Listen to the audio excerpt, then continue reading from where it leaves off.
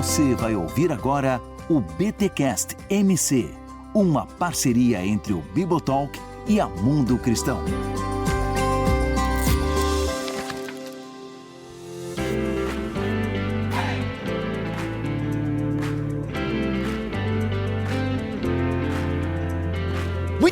Muito bem. Começa mais um BTcast MC, o de número 18. Aliás, pausa aqui para dizer que o 17 é obrigatório, ok? O BTcast MC 17 é obrigatório uma igreja chamada TOV. Bem, esse aqui é o episódio 18. Eu sou o Rodrigo Bibo e o meu Jesus é real. Aleluia. Eu sou Gutierrez Siqueira e o novo povo de Deus são curadores feridos. Caraca, olha aí. Eu sou o Erlan Tostes e o Jesus histórico não era estoico. Eita, será que não, mano? Olha. E eu sou Victor Fontana e porventura não ardiam os nossos corações quando fazíamos teologia e história a respeito de Jesus. Eita, olha aí. Pô, se pudesse eu ia subir a musiquinha do Morada agora, hein? Se eu pudesse ia subir a musiquinha do Morada. Eu amo essa música do Morada. Aí, ó, fazer o quê, né? Fazer o quê? Eu gosto demais dessa música Emaús. Gente, estamos aqui para falarmos sobre o lançamento da Mundo Cristão, livro de N.T. Wright, Jesus, ontem, hoje e sempre. Livro aí que a Mundo Cristão traz pra nós e ó, um livrinho bacaninha, tá? Folhinha amarela, aquele tamanho, eu gosto desse tamanho de livro aqui, hein? Foge um pouquinho do padrão e ele é um pouquinho mais largo, não sei se vocês gostam dessa, eu acho melhor pra segurar esses tipos de livro assim. Gente, muito legal e é N.T. Wright. E por isso que eu trouxe aqui Gutierrez, Erlan e Victor Fontana para falarmos sobre este livro, sobre um pouquinho sobre Jesus histórico, entre outras coisas. Fica com a gente porque a gente vai desenrolar um pouquinho aqui, vai te dar aquele gostinho pra você querer ler esse livro. Mas é claro, você já conhece aqui os nossos podcasts, obviamente que vai ter um conteúdo pra edificar a sua fé, pra aguçar a sua curiosidade. Fica com a gente porque nos próximos 40 minutos você vai aprender um pouquinho sobre Jesus histórico e as implicações disso.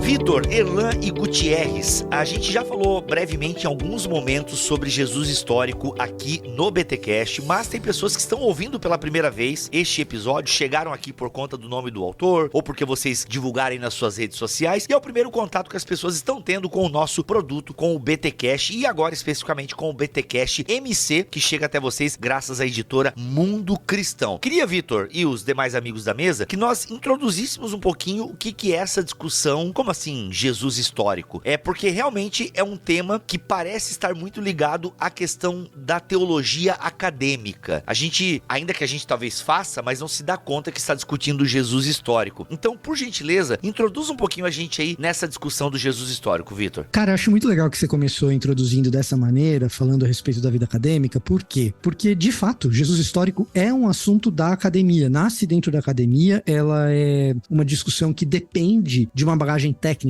que se obtém na maior parte dos casos, na esmagadora maioria dos casos, se obtém na academia, se obtém na universidade. É muito difícil que um diletante, alguém que estuda só por prazer, consiga absorver toda a bagagem técnica para poder entrar na discussão a fundo, né? E quando eu digo entrar na discussão, como participante dela e não apenas como leitor dela. Então ela tem mesmo essa carinha acadêmica, porque ela é um bebê, se a gente pode dizer assim, da universidade, tá? E quando eu falo bebê da universidade, eu tô dizendo o seguinte: a busca pelo Jesus histórico, ela tem uma busca vovó, ela tem uma busca mamãe e ela tem uma busca filhinha. Essa que a gente vai lidar hoje é a filhinha. A vovó e a mamãe já passaram. A busca pelo Jesus histórico se divide em 3 etapas na história da pesquisa, né? E a gente tá falando Quando a gente fala do Tom Wright, a gente está falando da terceira busca pelo Jesus histórico, que é uma busca que, para nós, que estamos no ambiente da igreja, é a mais útil. Para você que não está na academia nem na universidade, é a que conversa melhor também. E esse livro do Tom Wright é uma tentativa rara, inclusive, de tentar fazer precisamente essa ponte entre o que a pesquisa do Jesus histórico pode acrescentar para o ambiente confessional, para um ambiente de fé, para alguém que deseja deseja conhecer Jesus melhor. As duas primeiras buscas, elas tinham, como o próprio nome diz, uma busca pelo Jesus histórico, a intenção de tentar descobrir elementos a respeito de Jesus que os evangelhos muitas vezes não revelam, ou, mais do que isso, descobrir aquilo que os evangelhos podem possivelmente ter errado a respeito de Jesus. Nas duas primeiras buscas, lá no século XIX e em meados aí do século XX, a gente tem essa característica. E mesmo assim, existem coisas úteis que foram descobertas nessas duas primeiras buscas. Na terceira, que é a mais recente hoje, e há quem diga que a terceira já tá no fim, e na verdade a gente tá falando de uma quarta busca, mas não vou nem entrar nesse mérito agora. A terceira busca, ela é marcada por uma multiplicidade muito grande de gente buscando quem foi Jesus na história e usando ferramentas da historiografia, usando ferramentas da universidade e da reconstrução histórica da universidade para saber quem foi esse Jesus. Ao fazer isso, ao fazer essa busca, esses caras acabam descobrindo elementos do contexto de Jesus cultural, esse Jesus que é um judeu da Palestina, do primeiro século, de um judaísmo pré-rabínico. Essa turma acaba descobrindo um monte de informações que vão poder nos ajudar a entender o Jesus dos evangelhos. E o Tom Wright está precisamente tentando construir essa ponte quando ele escreve esse livro. Então, quando a gente fala do Jesus histórico, muitas vezes o nosso imaginário ele é acadêmico. O Tom Wright está querendo fazer essa ponte entre a academia e o mundo da igreja. Muitas vezes o que tem na nossa cabeça é são pesquisadores liberais que estão tentando descobrir quem é o Jesus fora do texto. Isso é parcialmente verdade. A busca pelo Jesus histórico, inicialmente, ela se inicia dessa forma. No século XIX era isso mesmo, mas hoje, na terceira busca, nós temos uma multiplicidade muito grande de gente pesquisando, e tem gente pesquisando coisas que são de fato úteis para nós de confissão de fé mais ortodoxa, e fundamentalmente essas descobertas vão dizer muito respeito como que a gente imagina uma casa em Cafarnaum. Qual a cor da parede? Ela é construída com o quê? E quem tá lá pesquisando na busca pelo Jesus histórico acaba descobrindo coisas assim que ajudam a nossa leitura do texto. E aí é muito curioso que você pensar assim, Cafarnaum, as casas, elas são, no período de Jesus, elas são negras e de pedra. Quando tá no período mais quente ali naquela região, esquentava bastante. Agora, a sinagoga, ela era de uma pedra branca, mais cara. Esse tipo de informação enriquece muito a leitura do texto. Nesse livro, o Tom Wright vai nos prover de um monte de informações desse tipo, que faz com que a gente enxergue um Jesus mais cheio, mais brilhante, mais preenchido de detalhes, e o que a gente quer é conhecer Jesus melhor. Então essas informações são úteis para nós. Eu acho interessante que, para falar sobre Jesus histórico, esse complemento histórico que vem depois de Jesus, ele tá fazendo contraponto com algum outro tipo de visão sobre Jesus, né? Existe o Jesus da fé, ou o Jesus da igreja, o Jesus de um ambiente que não tá dando a mínima, para falar bem a verdade, da cor da parede da sinagoga ou da casa. Ele quer saber da história da salvação, do verbo vivo que se fez carne, habitou entre nós, desse plano que comunica com a fé de quem crê. Então, eu acho louváveis essas tentativas de aproximação de abordagens historiográficas, arqueológicas, sociológicas sobre o Jesus, porque isso enriquece o Jesus. Ele não deixa de ser salvador, não deixa de ser transcendente, não deixa de ser imanente, encarnado, não deixa de ser o filho de Deus, só porque a gente está analisando como é que era o judaísmo, qual o papel de Jesus dentro do mundo judaico da sua época, e qual que era a tônica da pregação sobre reino. Quando ele fala sobre reino, o que isso quer dizer para quem ouve no primeiro século? Esse tipo de estudo faz com que dois mundos se deem as mãos e andem juntos, entendeu? Esse mundo acadêmico, da pesquisa, da historiografia, e o mundo da manuscriptologia, o mundo da eclesiologia, o mundo da igreja, o mundo da fé. Acho que isso só enriquece a visão que nós temos a respeito de Jesus. Eu diria até, Irlan, que existe uma obsessão pelo Jesus teológico pelado do seu contexto histórico, sabe? Exato. Isso é um problema, e talvez um problema moderno nosso, porque a modernidade, ela é muito dependente de proposições, né? E de proposições abstratas. Então eu quero um Jesus teológico que esteja inserido nesses contextos, como por exemplo o que você mencionou da história da salvação. Agora, essa proposta de Jesus, ela é uma proposta que ela encontra dificuldades, porque Jesus, ele é histórico. A proposta de Deus é de um Deus que entra na história, que é Emanuel, Deus conosco no sentido mais literal que se possa imaginar, de Deus entrando na própria história, né? Então, o que você colocou é muito feliz, especialmente porque nos tira dessa ansiedade que a modernidade colocou em nós de fazer teologia muito rapidamente. Eu gostaria de fazer teologia depois de conhecer a história e não antes, sabe? Isso é uma necessidade que a gente tem de ouvir o que está acontecendo de verdade no texto. E às vezes a gente pode até ter uma repulsa inicial, mas a verdade é que os nossos tempos estão migrando da modernidade para um novo tempo, e nesse novo tempo em que a modernidade é mais líquida, ou que a gente vive uma hipermodernidade, ou como alguns gostam de chamar, pós-modernidade, a gente vai se ver cada vez mais chamado a lembrar das narrativas, no melhor sentido da palavra narrativa. Lembrar da história, quem foi esse Jesus de verdade, de carne e osso.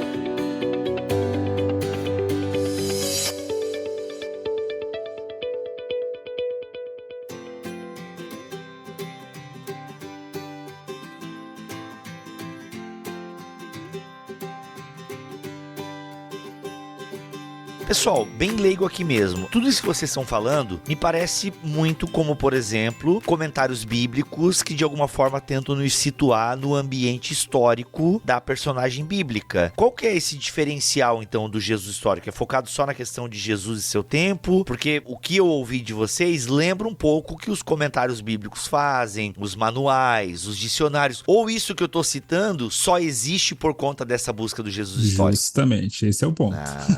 Entendi. E aí eu acho que talvez a pergunta interessante seria de quais comentários bíblicos a gente está falando. Ah, pode crer. Boa. Porque se você for pegar um comentário bíblico que tem uma intenção mais devocional, e nada de errado nisso, talvez ele não tenha esse tipo de preocupação. Aliás, talvez você use o seu dinheiro para comprar um comentário bíblico querendo resolver questões a respeito do texto, que a hora que você abrir esse comentário bíblico, você vai se frustrar porque a resposta não tá lá, porque o autor quis ser mais devocional. Exato. Então, assim, se você pegar um comentário bíblico do Matthew Henry, por exemplo, tem insights a respeito do texto, de como ele é aplicado ou pode ser aplicado, que são muito interessantes, mas ele não vai ter esse tipo de preocupação com o contexto histórico, e quando ele for se arriscar no contexto histórico, ele vai errar, que ele é muito datado, é antigo e tal. O que acontece hoje? Quando a gente fala de comentários bíblicos dos evangelhos sinóticos, a gente vai ter uma intersecção gigantesca, e aí a gente tá falando de comentários mais técnicos, tá? Quando você pega um comentário bíblico mais técnico dos evangelhos sinóticos, Mateus, Marcos e Lucas, você vai ter uma intersecção muito grande entre as diversas disciplinas técnicas que compõem aquilo que a gente vai chamar de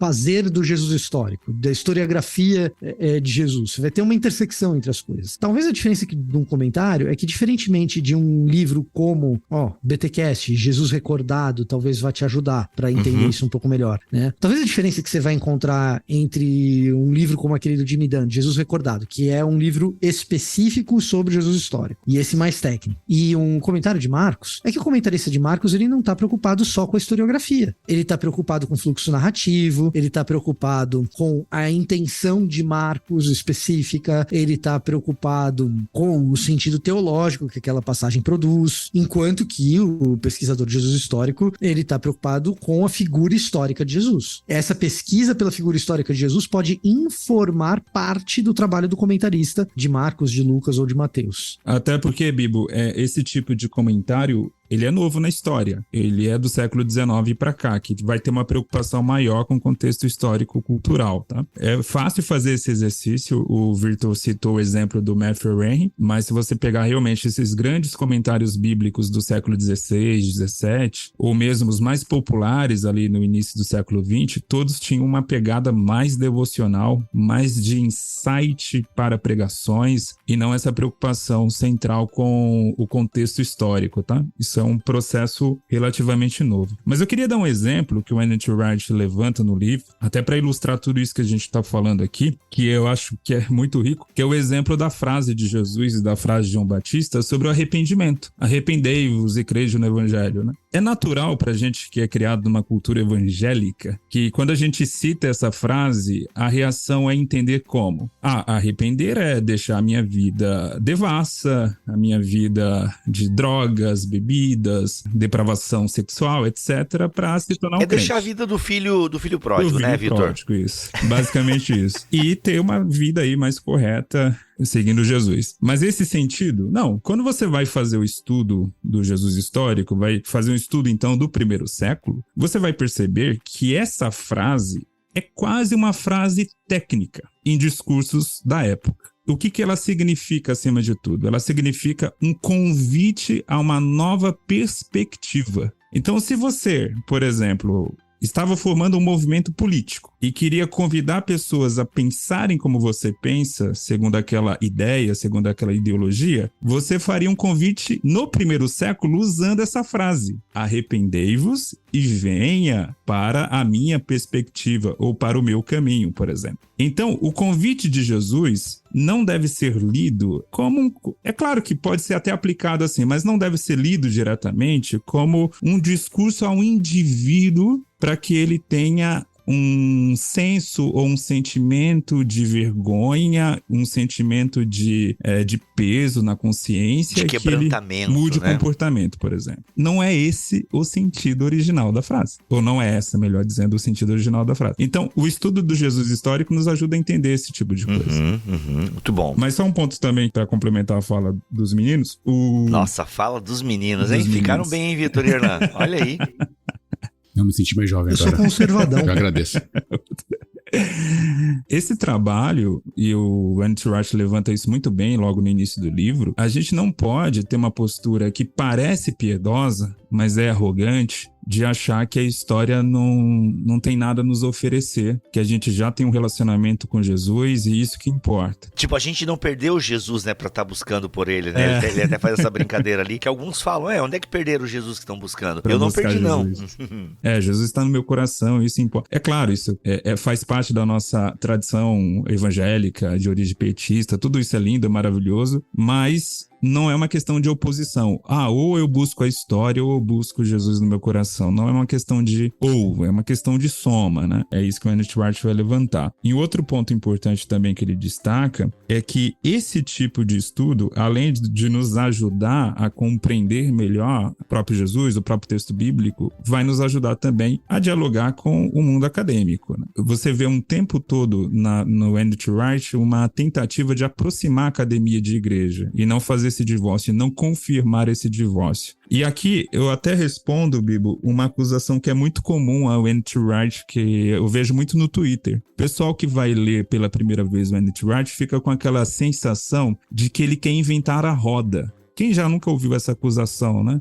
Parece que o cara quer inventar a roda, ele despreza 2000 anos de história do cristianismo. Quando você lê um livro como esse, fica muito claro o papel que ele exerce dentro da construção teológica. Ele é um papel de historiador do primeiro século. Então essa é a preocupação dele. Não é uma preocupação com o desenvolvimento histórico do dogma, e sim com o entendimento do que eram as origens cristãs e a influência do judaísmo nessas origens cristãs no primeiro século. Sim, ouvindo vocês, a gente fica muito, isso até pode ser até culpa nossa mesmo como expositores, a gente curte muito, como o Vitor falou, o Jesus teológico, né? A gente fica muito com esse verniz do Jesus teológico, que muitas vezes não tem essa base do judaísmo. Então a gente tem um Jesus que é muito século XVI, que é uma crítica que o Wright faz em outros escritos. Ou talvez um Jesus muito patrístico também. Patrístico. Que assim, é super importante, tá, gente? Eu não tô aqui fazendo o papel do cara que descarta a ortodoxia, muito pelo contrário. Agora... Não, você está reconhecendo que no fundo a gente sempre vai pintar um Jesus à nossa imagem e semelhança, a verdade... por isso que eu faço a brincadeira com o livro do Jimmy Dunn, do Jesus recordado, com um Jesus recortado, né? Exato, a gente recorta Jesus a partir da nossa realidade, infelizmente. Então, assim, para alguns, talvez seja mais fácil ficar com uma cristologia que nasce a partir daquelas polêmicas cristológicas dos primeiros séculos, né? E ficar discutindo a respeito de união hipostática e tudo mais, porque aquilo fala o coração daquela pessoa. Para outros, talvez, as discussões do século XVI geralmente vão ter uma cor um pouco mais na soteriologia, por motivos óbvios, né?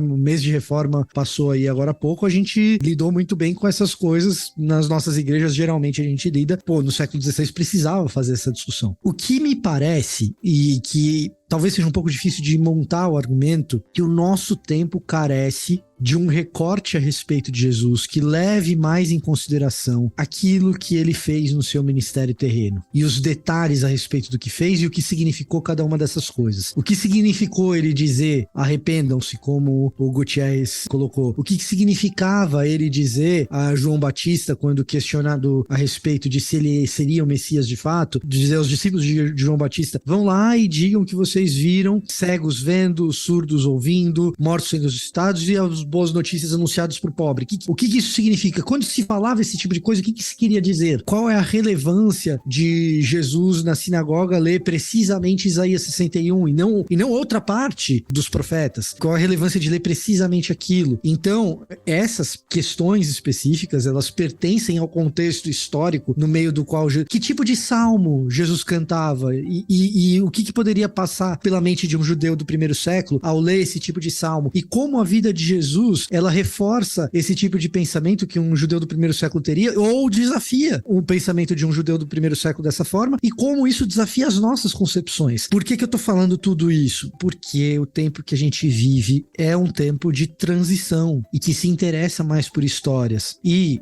na medida... Cara, principalmente você que vive em cidade grande e que trabalha em empresa, qualquer que seja, mas você tá trabalhando numa empresa mesmo. Você tem colegas de trabalho que talvez odeiem evangélico, mas ele não vai falar pra você que odeia Jesus. Então você saber quem é esse Jesus histórico nos detalhes vai ser uma baita de uma vantagem pra você, inclusive do ponto de vista do testemunho cristão no teu ambiente de trabalho, no teu ambiente de estudo, porque você falar as 4 leis espirituais pra pessoa, talvez até surta algum efeito, mas esse Jesus teológico das 4 leis espirituais talvez não toque em tanto o coração do cara do que você contar as histórias a respeito de Jesus com os seus detalhes, os seus significados e os seus desafios. Só de maneira geral, uma leitura do livro que você vai aproveitar bastante para conhecer o pensamento do N.T. Wright sobre Jesus e as origens cristãs, sobre os evangelhos. Então, assim, se você quer algo de fato introdutório do pensamento do N.T. Wright, esse é o tipo de livro que deve ser lido primeiro.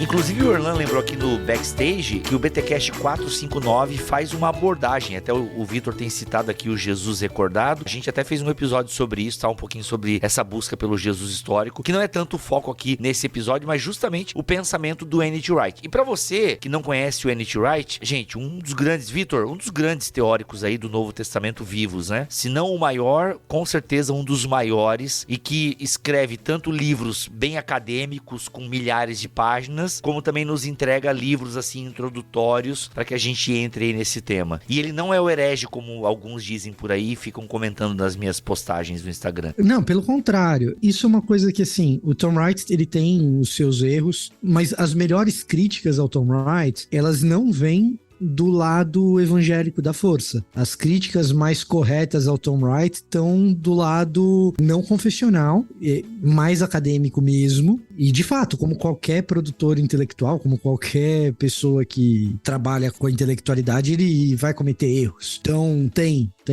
coisa. Aliás, ô Vitor, quando você diz erros também, é bom a gente esclarecer bem pro público médio, assim. Não é uma heresia, mas são pontos que não é nem erro teológico. É um ponto que o Vitor Fontana, enquanto um leitor e um acadêmico, Erlan Gutierrez, discordam do ponto de vista do N.T. Wright, porque tem outras fontes, né? Vamos falar assim, para entender o tipo de erro que a gente tá falando, do que é. O Tom Wright é um autor, do ponto de vista cristão, ortodoxo. Então, se você pegar os pontos da fé ortodoxa, de confissão de fé, ele atende todos, sem exceção. Né? Então, se o cara quer fazer uma ortodoxia muito estreita, que só a denominação dele é salva, aí é o cara que tá fazendo a ortodoxia estreita dele. Agora, que tipo de erro que a gente tá falando quando a gente tá falando do N.T. Wright? Não é nesse tipo de livro, é no livro técnico. Então, você pega, por exemplo, Paulo e a Fidelidade de Deus. Pô, são 3 volumes, um negócio gigantesco, um monte de página e tal. E aí, quando você vai olhar o que o Tom Wright descreve no relacionamento de Paulo com a cultura helenista, patrística e principalmente os filósofos, o estoicismo, cara, aquilo lá tá ruim, precisava ser revisto, ponto. Então, a hora que ele vai tratar o que é filosofia estoica, o capítulo dele é ruim, ele comete generalizações que não deveria, entendeu? Então, a gente não tá falando de erro teológico aqui, o Tom Wright não acredita na união hipostática, que foi o que eu acabei de mencionar da cristologia dos períodos patrísticos aí e tal. Não é esse tipo de parada, entendeu? O Tom Wright acredita que a salvação vem pelas obras. Não é esse tipo de parada que é o problema com o Tom Wright. O Tom Wright tem alguns erros, na maior parte dos casos são erros de ordem técnica, ou às vezes lógicas que parecem bater num primeiro momento, mas depois não bate, mas é erro desse tipo. O que você precisa? Você precisa de um classicista ir lá e mostrar, não, peraí, ele não tá sendo justo aqui com o epíteto. É esse tipo de erro que a gente tá falando, erro acadêmico. Ou seja, pesada. Esqueça os críticos de internet brasileiros, tá bom, gente? Não, os críticos de internet brasileiros, você pode ter um crítico bom que está na internet e que é brasileiro, mas ele não é um crítico da internet, ele é um crítico acadêmico que está na internet, né? Mas esse tipo de erro, né, Vitor, é comum a todo acadêmico que vai, às vezes, entrar numa área que não é tão familiar a ele, né, como a filosofia, por exemplo. Não, o problema do Tom Wright, nesse caso específico, é o seguinte, ele tem uma formação em clássicas, que é do início da carreira dele, e o livro é lançado em 2016. E aí, o que acontece? Ele escreve ali um monte de concepções a respeito do neoplatonismo do período do primeiro século, que provavelmente na época que ele estava no banco de faculdade era verdade, mas hoje a coisa já não é mais. Talvez ele tenha puxado de memória, eu não sei. Mas enfim, eu tô citando um tipo de erro que é o tipo de erro que o povo na academia reclama e que é o que me parece que faz sentido apontar. Ou seja, o que não torna ele um herege. O que eu quero dizer, Vitor, é que tem os critiquinhos de internet e tal, entendeu? Como é que vocês podem publicar hereges? Esse cara aí, a Nova Perspectiva Paulo desonra a reforma. Sabe essa galerinha assim que leu 3 linhas e viu um videozinho e fica falando asneira? Eu vou citar nome, se o editor quiser apagar depois, é o editor e o Bíblia que diz. Se a tua crítica ao anti-right vem do John MacArthur, você já tá errado. Porque o John MacArthur não sabe nada. Ele é ruim naquilo que ele diz que é bom, que é Bíblia. Então você imagina em teologia, essas coisas. Eu vou fazer igual algumas editoras. Este comentário não reflete o posicionamento oficial da editora. Mas a gente deixa aí, tá tudo bem. Mas reflete o pensamento também meu e do Vitor. O Erlan não pode falar que é batista, tem que ficar quieto. Não. Tô com o relator totalmente. Ok, gente, não reflete a opinião do Bibotalk, mas editor, pode deixar.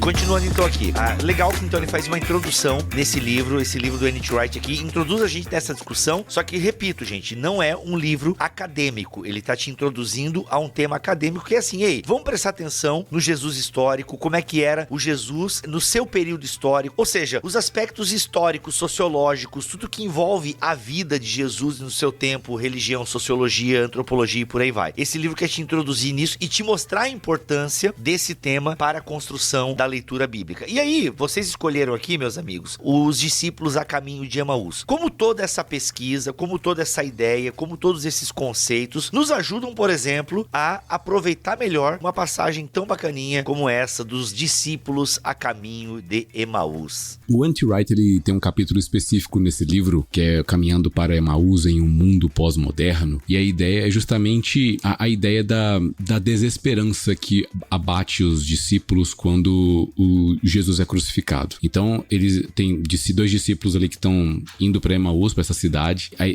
tem até uma citação do Wright que eu acho muito legal, que a crucificação é o que acontece com aqueles que pensam que vão libertar Israel e descobrem tarde demais que estão equivocados. Então, existe uma tristeza. Olha só que coisa bonita, né? Porque existe um abatimento, existe uma expectativa que é destroçado com a crucificação. Ela acaba com aquilo. Porque se tudo aquilo que Jesus está fazendo em seu ministério traz essa esperança de restauração de Israel, que é algo que para o primeiro século o judeu ele estava colocando as fichas no Messias para a restauração plena do reino, né? Da glória de Davi, da glória ali da época em que Israel era referência de prosperidade e não apenas um capacho para as outras nações, né? Então agora que Jesus, eles reconhecem que ele é o Messias, que ele está curando cego, está curando surdo, está curando paralítico e ele está ressuscitando pessoas, é esse Jesus Jesus, ele é o cavaleiro branco, né? Ele é o Aragorn, o retorno do rei, né? Que vai restaurar a esplendor de Gondor. Não, mas no fim das contas o Império Romano vence, né? Na perspectiva deles. E Exato. aí vem esse balde de água fria. Aí é curioso, né? O N.T. Wright, ele cita os Salmos 42 e 43 como uma perspectiva de abatimento da alma, né? De tristeza profunda, de um lamento que somente Deus poderia resgatar essa pessoa da profundeza de seus sentimentos e tal. E é curioso isso, né? Ele põe esse poema que estão nos dois salmos, né? Em mente, e cita o texto de Lucas 24, que são os discípulos no caminho para Emaús. E tem tanta música bonita, né? Que é feita baseado nesse texto. O fato é, quando os discípulos finalmente encontram Jesus, Jesus começa a conversar com eles. As palavras de Jesus vão ficando cada vez mais claras e arde no coração desses discípulos o caminho, né? A explicação das escrituras. A oração que eles fizeram foi respondida. A oração de clamor, de restauração, de súplica foi respondida porque Jesus estava vivo. A ressurreição do Filho de Deus, pra gente citar um pouquinho um livro do N.T. Wright, a ressurreição do Filho de Deus torna as esperanças vivas novamente. Então, Emaús na tela do apóstolo Lucas, ou na pena de Lucas, em Lucas 24, a história tá narrando faz sentido. Ela resgata aquela esperança de restauração que Moisés trouxe, resgata esse clima que é proposto pelos profetas e pelos salmos, e faz com que Jesus seja o holofote que aponta para o plano eterno de Deus, mas não apenas para a ressurreição como fato histórico, traz esperança para o povo, né? Então acho que, bom, foi só uma introdução, gostaria de ouvir agora os acadêmicos aqui. Vai lá, Vitor. Nossa, Gutierrez, que isso? Quem fala isso sou eu. É verdade. Não, É o co-host. Co-host. Um ponto levantado pelo N.T. Wright nesse capítulo, como o Ilan já introduziu sobre a crucificação, é que a crucificação dá esse choque que o exílio não acabou. A grande esperança messiânica relacionada também, um tema relacionado à esperança messiânica, é o fim do exílio. É finalmente quando o domínio do mal sobre o mundo acaba, né? E isso fica muito claro para os discípulos e vem esse choque, exatamente, que Jesus, a sua crucificação, representa a continuidade ainda do exílio. Esse é o ponto, né? E por que eles não caem, então, numa desesperança completa, num cinismo, tipo, jogam as botas pra lá e abandonam tudo? Por causa da ressurreição. Esse é o ponto-chave, né? A ressurreição tem um poder de mudança, inclusive na mentalidade dos discípulos, e provoca essa esperança viva no coração deles, que é impressionante como isso vai refletir na construção de todo o Novo Testamento. É por isso que na teologia do N.T. Wright você vai ver uma grande ênfase na ressurreição, porque a ressurreição é de fato um tema central na teologia do Novo Testamento, porque é o que permite que a igreja não caia nesse abismo de pessimismo quando ela percebe que ela ainda está no exílio. Quer fazer uma crítica teológica ao Tom Wright? Vamos brincar de fazer crítica teológica ao Tom Wright? Não, cara, a nossa cota de falar mal dele, acho que por um episódio tá muito grande. A gente tem que falar bem dele pra galera comprar o livro. Então, você vai fazer o seguinte. A mais justa de todas diz respeito precisamente a esse conceito que é central no que o Tom Wright ele pensa a respeito do Novo Testamento. Para o Tom Wright, o exílio não acabou. Que ideia é essa que o exílio não acabou? Você não tem lá no Antigo Testamento a ideia de... Você vai estudar profetas, né? Tem os profetas do pré-exílico, do exílico e do pós-exílico. Uai, se tem pós-exílico, então o exílio acabou. O pessoal... Eu li Neemias e Esdras, pô. Eu vi o pessoal voltando. Que história é essa? E o que o Tom Wright vai argumentar é que esse retorno, ele é um retorno até a página 2, porque os persas ainda estão mandando na história. E depois que os persas estão mandando na história, quer dizer, a gente não tá mais na Babilônia, exilado, mas a gente tá de volta em Jerusalém, mas submisso a um outro povo. Depois que caem os persas, são os Seleucidas. Depois você tem o período de 100 anos da dinastia Hasmoneia, né, o pessoal ali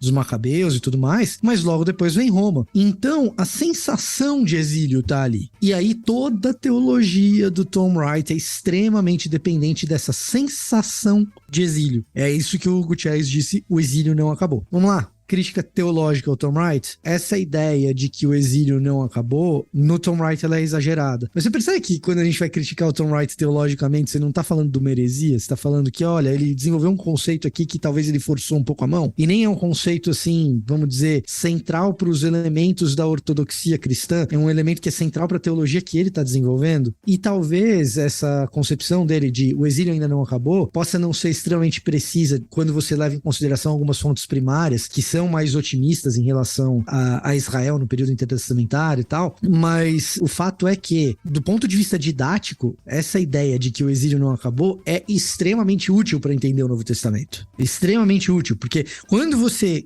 percebe que na cabeça do cara o exílio não acabou, aí você entende por que ele quer um Messias militarizado. Aí você entende por que ele quer um Messias que tome Roma de assalto. Aí você entende por que o que ele quer. Ele quer o fim do domínio de outros povos sobre ele. E se Jesus está crucificado, como Erlan apontou, isso não aconteceu. Roma venceu. Agora, se Jesus aparece ressurreto ao terceiro dia, ele venceu o principal instrumento de execução do Império Romano. É por isso que Paulo muda completamente, não só de vida, mas também de teologia, quando ele encontra com Jesus no caminho para Damasco. Porque quando ele encontra Jesus no caminho para Damasco, ele fala, opa, se ele ressuscitou, ele é o Messias. Mas não porque meramente ele venceu a morte, porque ele venceu a morte, isso significa que ele venceu o Império Romano. Então, cada uma dessas etapas de pensamento que o Tom Wright vai construindo, nos ajuda a compreender melhor o ambiente do Novo Testamento e por que as coisas são no Novo Testamento do jeito que são. O caso específico do caminho de Emaús é uma ida e volta, é uma espécie de ambiguidade entre os elementos cósmicos do arrependimento que o Gutierrez mencionou e os elementos piedosos do arrependimento que também estão lá no Novo Testamento, né? Nas cartas das igrejas,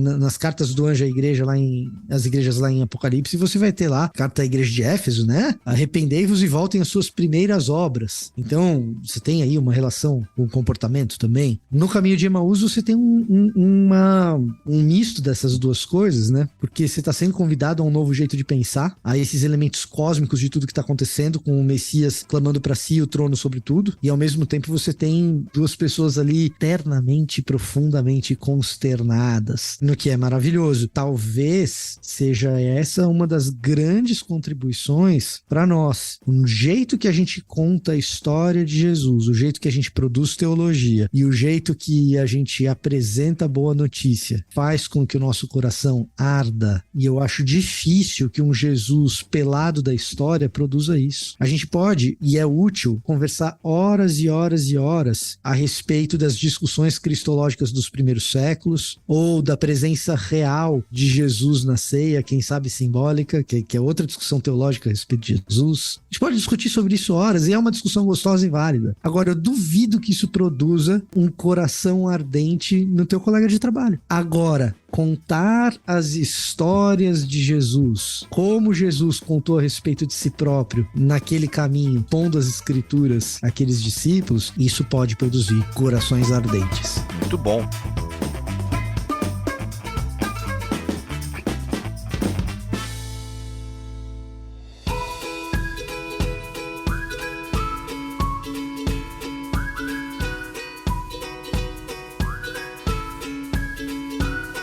Muito bom, gente. Eu acho que acabou, né? Acabou!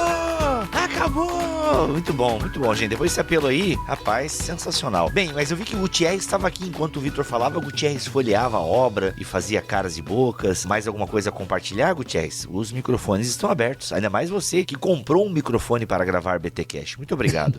Não, caras e bocas fica parecendo que eu tava discordando de alguma coisa. Não, pensando, refletindo. Não, eu tava refletindo aqui. É que eu tava tentando achar uma referência que eu li no livro e não achei. Rapaz, isso é triste. Isso aí é agoniante num nível que, se eu fosse tu, eu abria agora o computador, dava um Ctrl F e pra procurar aí, porque, se bem que a Jaque só mandou EPUB, né? Não sei se tem um sistema de busca no Kindle. Tem sistema de busca no Kindle? Deve ter. Mas eu vou lembrar aqui, é mais ou menos, eu acho que é um dos inúmeros insights interessantes do livro, quando o N.T. Wright vai falar da cura divina que Jesus operava, né? Que tem parte em todo esse processo. Ele vai falar, olha, a cura divina não era uma manifestação do tipo, olha, eu tenho poder, eu sou divino. Creio em mim porque eu estou operando milagres extraordinários. Mas tem muito a ver com a teologia do reino. Isso aqui, eu só queria puxar essa sardinha, Bibo, por ser pentecostal, que eu acho que os pentecostais falham muito nisso. Olha aí, atenção pentecostais. E não aproveitar a beleza da teologia do reino. A cura divina é nada mais, nada menos do que uma antecipação,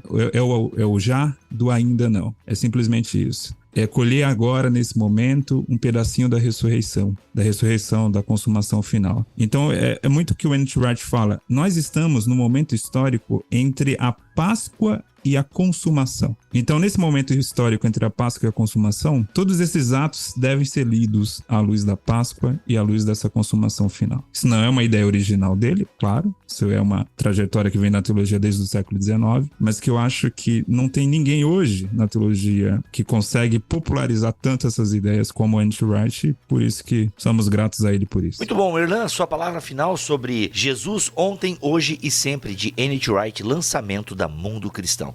Bibo e amigos, toda vez que eu vou dar aula de... Caraca, agora eu não sei se isso foi legal, Bibo e amigos. Enfim, segue, Erlan, a gente continua aí na amizade. Editor, corta aqui. Meus amigos.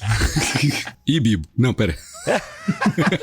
Ceia e os outros, né? Ai, Jesus. Vai lá, Erlan, vai lá. Eu te amo. Olha só, quando eu vou dar aula de panorama do AT, ou panorama do NT, enfim, qualquer cadeira de Bíblia, eu sempre começo com uma introdução assim, cara, alguém poderia falar o seguinte, esse tanto de livro afasta a gente da Bíblia, porque você poderia estar só lendo a Bíblia, pega lá Mateus e abre e começa a ler e vai entender o Novo Testamento. Cara, esses livros não são distanciamento, eles são aproximações, porque o tempo já fez o papel de afastamento entre nós, leitores modernos, e o que aconteceu que foi descrito nesses escritos, né? Então, existe, sei lá, um distanciamento temporal, né? A gente tem aí milênios que separam a gente dos acontecimentos. Tem um distanciamento geográfico, né? Tem mais de 10 mil quilômetros entre o Brasil e Israel. Então, tem um distanciamento cultural também, porque a gente não tá com o kosher, nem tá guardando o sábado, ou tá, enfim, com os elementos culturais que Israel tinha, não tem as festas. A gente tem outras festas. A gente tem festa junina, mas não tem, sei lá, festa dos tabernáculos, entendeu? A gente tem outro tipo de festas. Então, esses distanciamentos, a gente precisa de ajuda para poder chegar mais perto do texto, chegar mais perto das palavras, do calor das palavras que emanam da Bíblia, entendeu? E essas aproximações estão nos acadêmicos que estão lá produzindo material, estudando, dedicaram décadas da vida deles para poder entender um pouquinho mais sobre o contexto no qual as escrituras estão inseridas. Então, livros como esse do N.T. Wright vão fazer pegar esse texto que tá lá longe e vão jogar um telescópio no nosso olho e a gente consegue enxergar um pouco melhor. Faz mais sentido pra gente que quer aplicar um texto, seja numa pregação, seja numa aula, ou mesmo numa conversa de cotidiano, ou na missão mesmo, né, no evangelismo. A gente quer contextualizar e trazer para uma linguagem mais moderna, falar que Jesus, em vez de falar da parábola do semeador, a gente não tá na sociedade agrícola tão forte assim, né? Apesar de que o agronegócio meio que sustenta o Brasil, mas no meio urbano, né? No meio urbano a gente não tem tanta familiaridade com isso, mas a gente tem alguns outros tipos de aproximações modernas que a gente pode usar, e para fazer essa ponte corretamente, essa ponte hermenêutica, a gente precisa do contexto, precisa de uma base sólida que o N.T. Wright, que autores, né, o James Dunn, que seja, autores vão proporcionar pra gente uma aproximação ao texto e faz a gente sentir o cheiro de Israel, sentir enfim, não precisa nem tomar banho lá no Mar Morto, que nem nosso amigo tava tomando outro dia. A gente pode só ler, estudar e fazer esse tipo de aproximação. É melhor cortar, né? Eu achei lindinho o tio Nico, sem camisa, tomando banho de lama no Mar Morto. Eu achei sensacional, sensacional. Eu também. Pessoas são pessoas, cara. Isso humaniza o cara. E o pior foi o pessoal perguntando pro Iago, o tio Nico pecou por postar fotos sem camisa. Não, mas perguntando de brincadeira, não era real. Não, mas é a mesma turma que não pode usar biquíni, aí tá tudo certo. Não, quem perguntou isso perguntou zoando, igual sensacional. Pergunta... Inclusive, eu me sinto honrado que eu tô vendo o corpo, a teologia é o nosso esporte, é o corpo que ela produz é aquele lá, então tá isso aí. Teologia do corpo. Eu não me senti representado, tenho 0 pelo corporal, então... Eu também não tenho pelo, cara, é verdade. Eu tenho 0 pelos corporais igual o tio Nico. Eu tenho só no pé. Eu sou um verdadeiro hobbit Eu tenho mais do que o tio Nico. O Vitor é peludo, mano, é verdade. Ele é impermeável, né? Tony Ramos da teologia. É o Tony Ramos da teologia. E o Vitor tem a barba também bem grossa, né? Meu senhor, de se fazer essa barba aí deve ser o ó. Físicos à parte, Erlão, o que você tava falando? Que agora tá todo mundo pensando no tio Nico sem camisa. Como é que é? Cara, eu tava falando das aproximações que livros como esse fazem e nos ajudam a trazer mais cores pro evangelho, entendeu? Exato. Existe um evangelho muito tons de cinza, muito sépia, entendeu? Que as pessoas leem só por ler a Bíblia, que tá bom já, né? Vamos ler a Bíblia, gente, tá ótimo, mas pode ser melhor. Livros fazem essa aproximação e fazem a gente como uma viagem no tempo mesmo, né? Não precisa da Tardes, não precisa do DeLorean, a gente só precisa pegar o caminho da direita, né? O caminho right, N.T. Wright. Ficou ruim essa, né? Não, e nossa, horrível horrível agora que eu pensei em ter um cunho político, né? Corta. Só pegar o caminho à direita. Você sabe que tem um negócio interessante, né? N.T. Wright é Nicholas Thomas Wright, né? Por isso que é Tom Wright. O N é de Nicholas. Ele tem um filho que se chama Oliver Thomas Wright. E era pra gente entender alguma referência, alguma piada? Sim, o filho dele virou advogado. O filho dele virou advogado, contrariando toda a expectativa que ele botou no filho dele, porque ele é o New Testament e o filho seria o Old Testament, né? Caraca! Tipo, o N.T. Wright gosta do Antigo trocadilho. Vamos acabar. Fez isso com o filho, tá? Caraca, mas não deu certo, o cara virou advogado. Nossa, olha aí. Pelo menos o Klaus Westermann já deu certo, né? Porque o Klaus Westermann teve o filho, seguiu a carreira acadêmica, não teve? Ah, tem muitos. O Klaus Westermann, o Karl Barth, o filho do Karl Barth, o Marcus Barth. O Marcus Barth é um baita de um comentarista, assim, comentário de Efésios e Colossenses. Olha aí. Muito bom. É velho, datado, mas ainda muito bom. Olha aí. Inclusive, recomendo esse comentário de Efésios do filho do Bart, porque o comentário dele sobre a doutrina da eleição é maravilhoso. Fica aí o mistério. Eita, e o pentecostal tem que falar em mistério, né, cara? E vindo de um arminiano, tenho suspeitas. Gente, vamos acabar, Lembrando que tanto Marcus Barth quanto Karl Barth são calvinistas. Um calvinismo meio... Muito melhorado. Nossa, não, gente, vamos acabar.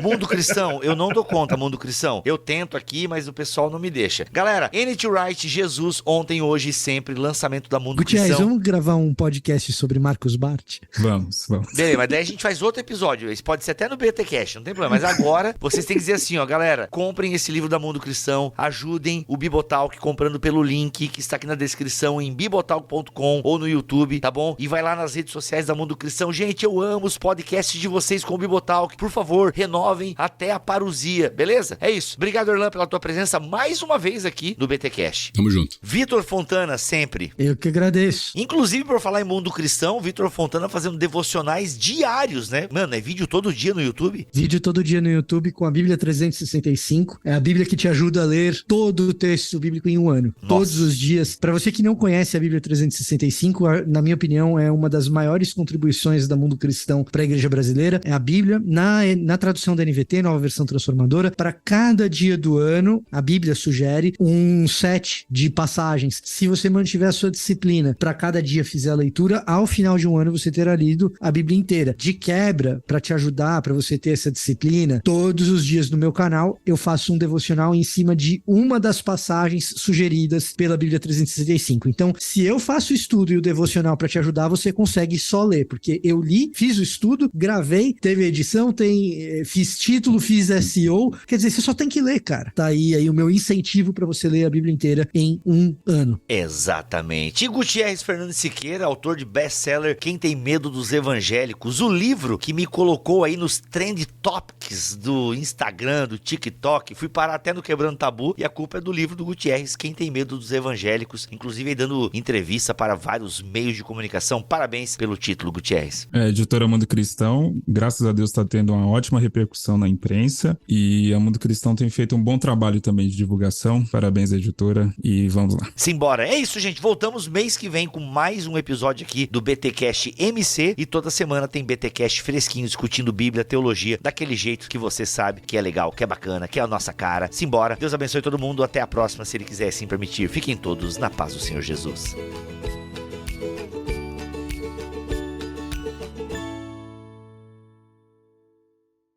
Este podcast foi editado por Bibotalk Produções.